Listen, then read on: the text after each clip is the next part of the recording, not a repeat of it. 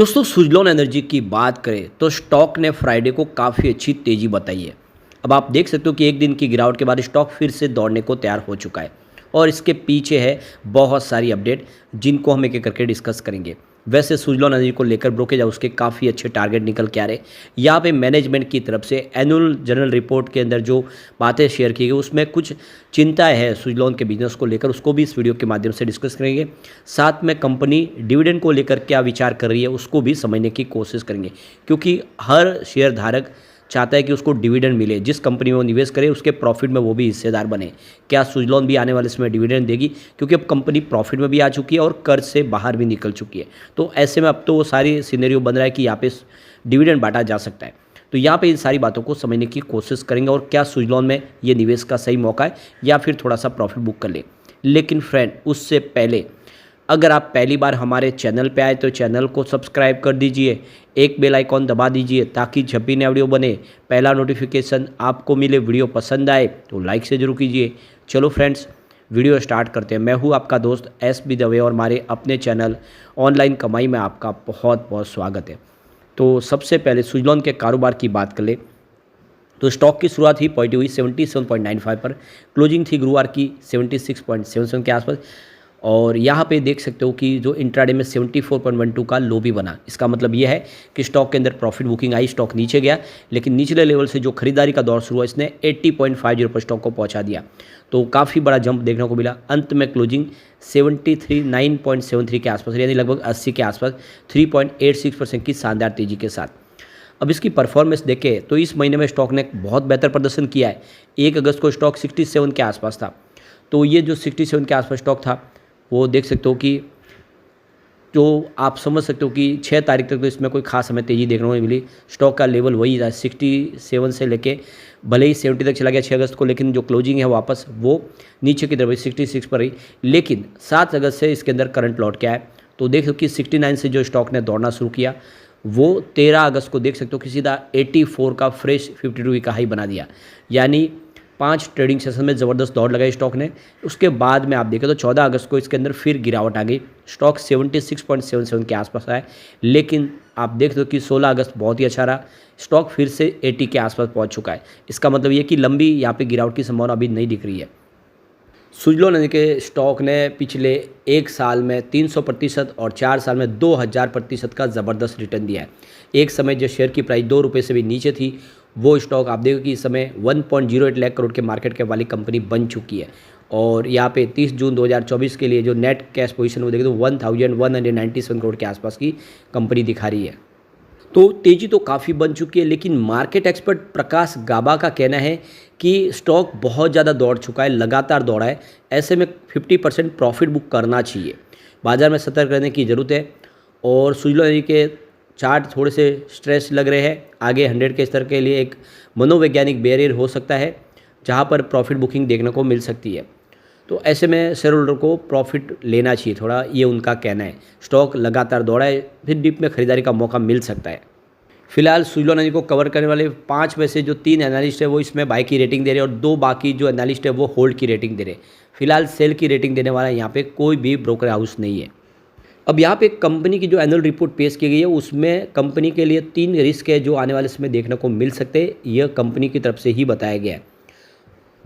तो सुजलॉन एनर्जी ने 14 अगस्त को अपनी जो एनुअल रिपोर्ट पेश की है उसमें कंपनी ने बीते साल के पूरे कारोबार को लेकर जानकारी दी है। इन जानकारियों में कंपनी ने कारोबार से जुड़े जोखिमों के बारे में भी बताया, जिसमें मार्केट रिस्क, क्रेडिट रिस्क और लिक्विडिटी रिस्क के बारे में बताया गया है।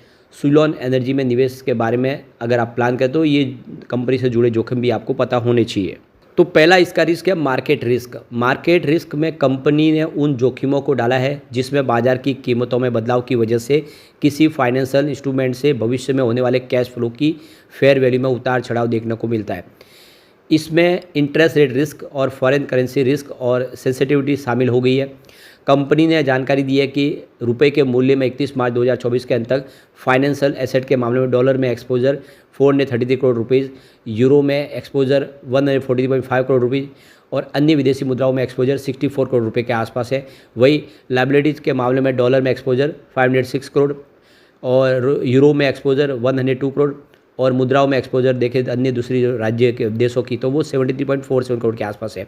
अगर रुपए के मुकाबले इन करेंसी में तेज उतार चढ़ाव आता है तो इन आंकड़ों से इनके अंदर भी तेज उतार चढ़ाव देखने को मिल सकता है। तो जो कंपनी का ग्लोबल मार्केट में बिजनेस है, जिससे फॉरेन करेंसी का असर निगेटिव देखने को मिल सकता है।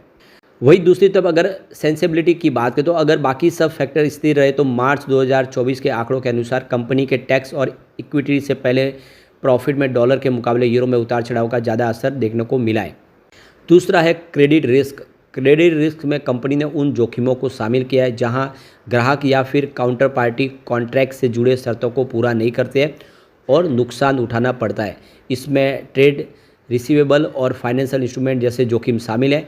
कंपनी के मुताबिक ट्रेड रिसीवेबल के मामले में ग्रुप का जोखिम सीमित है क्योंकि कंपनी का कस्टमर बेस में एक ही जगह फोकस नहीं है, इसमें बहुत सारे अलग अलग ग्रुप के साथ में उनके संबंध है। ग्रुप लगातार इन पर नज़र बनाए रखता है। फाइनेंशियल इंस्ट्रूमेंट में cash, term deposit, mutual funds में निवेश, अन्य फाइनेंशियल एसेट शामिल है और इसके भुगतान से जुड़े जोखिम शामिल है। तीसरा जो जोखिम है कंपनी के लिए वो है लिक्विडिटी रिस्क। लिक्विडिटी रिस्क उन जोखिमों से जुड़ी है जहां कंपनी अपनी वित्तीय देनदारियों को चुका न सके, जहां रिस्क मैनेजमेंट का लक्ष्य है कि इतनी लिक्विडिटी बनाई रखी जाए जिससे ज़रूरत पड़ने पर फंड्स की उपलब्धता को सुनिश्चित किया जा सके, यानी इतना ही कर्ज लेके उसको समय पे चुका पाए। कैश फ्लो रहना चाहिए कंपनी के पास, तो एनी टाइम देखिए रिजर्व और बैंकिंग फैसिलिटीज़ का प्रबंधन रखना चाहिए, देनदारियों को समय पे भुगतान किया जा सके तो रिस्क नहीं होगी। तो ये 3 रिस्क है। इसमें अगर आप देखें सुज़लोन ने बहुत कुछ राहत हासिल कर ली है, कोई बड़ा रिस्क लेके नहीं चली है सुज़लोन, इसीलिए प्रॉब्लम आने की संभावना कम है, लेकिन फिर भी कंपनी ने बताया कि ये 3 रिस्क हो सकते हैं। अब सुज़लोन की तरफ से देख सकते हो कि डिविडेंड को लेकर भी कुछ अपडेट निकल कर आई है। तो कंपनी ने एक्सचेंज पर एनुअल रिपोर्ट जो जारी की 100 पेज की, उसमें बताया कि कंपनी का कहना है कि डिविडेंड डिस्ट्रीब्यूशन पॉलिसी 31 जनवरी 2024 से लागू की है। सुज़लोन एनर्जी के CFO ने बातचीत में भी कहा था कि मुझे पता है कि शेयरधारक को डिविडेंड पसंद करते हैं, तो इसलिए मैं अभी इस सवाल का जवाब तो नहीं दे सकता। हमने एक बिजनेस प्लान बनाया है जिसे हमने वित्त वर्ष 2025 में हासिल करने के लिए खुद को तैयार किया है, इसलिए मुझे लगता है कि संभवतः मई 2025 के आसपास सबसे अच्छी खबर आएगी और इसका मतलब ये है कि 2025 से कंपनी डिविडेंड देना शुरू कर सकती है। तो ये डिविडेंड की जानकारी भी इन्होंने एक्सचेंज को दी है और कंपनी विचार कर रही है कि प्रॉफिट में हिस्सेदार बनाए, तो ये बहुत बड़ी बात है। तो कुल मिला के ब्रोकेज हाउस काफ़ी बुलिश है। फिलहाल अगर कम्युनिटी सेंटीमेंट देखें तो स्टॉक के साथ बना हुआ है। 64% बाय की कॉल है, 33% सेल की कॉल है, 3% होल्ड की कॉल है। इसका मतलब ये है कि 100 में से यहाँ पे करीब देख सकते हो कि 67% लोग इसको लेना पसंद करें। लोगों का ज़्यादा करके रुझान पॉजिटिव बना हुआ है। पिवट लेवल को भी चेक कर लेते हैं, तो यहाँ से अगर गिरावट होती है तो 75 का पहला सपोर्ट है, ये सपोर्ट टूटा तो 71 तक स्टॉक जाता हुआ दिखाई देगा। गिरावट और बड़ी तो 69 तक आ सकता है, यानी उस दायरे में जहाँ पे इस महीने में शुरुआत की थी इसने। पॉजिटिव माहौल बना तो 82 का फर्स्ट रेजिस्टेंस है और इसको पार करते ही 84 के आसपास जा सकता है, जो इसकी पुरानी हाई है। उसको तोड़ते ही 88 तक जाता हुआ दिखाई देगा, यानी 90 के आसपास जा सकता है। ऐसे में लॉन्ग टर्म इन्वेस्टर निवेश कर सकते हैं, शॉर्ट टर्म इन्वेस्टर थोड़ा सा प्रॉफिट कर सकते हैं। प्रॉफिट बुक करना चाहिए समय समय पे। स्टॉक हर बार एक तरफा नहीं दौड़ता, उसमें गिरावट जरूर आती है, प्रॉफिट बुकिंग आती है।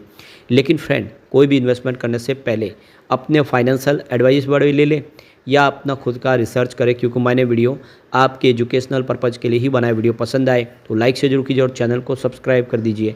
Thank you friends.